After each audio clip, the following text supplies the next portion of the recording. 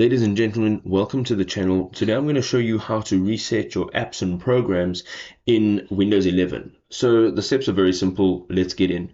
We're going to go down to our search icon at the bottom on your taskbar, and here you're going to look for settings if you've recently been in settings, or you can just type in settings and hit enter. Now what's going to happen is you'll have all of your settings, and on the left hand side you will see apps.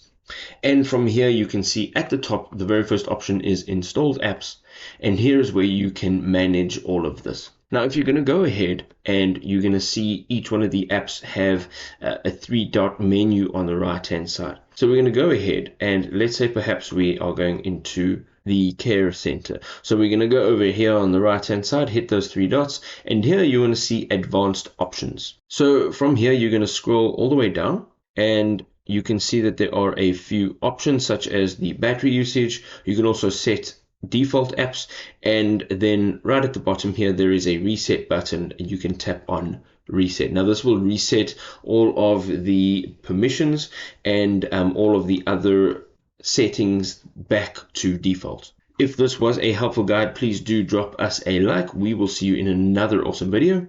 Peace.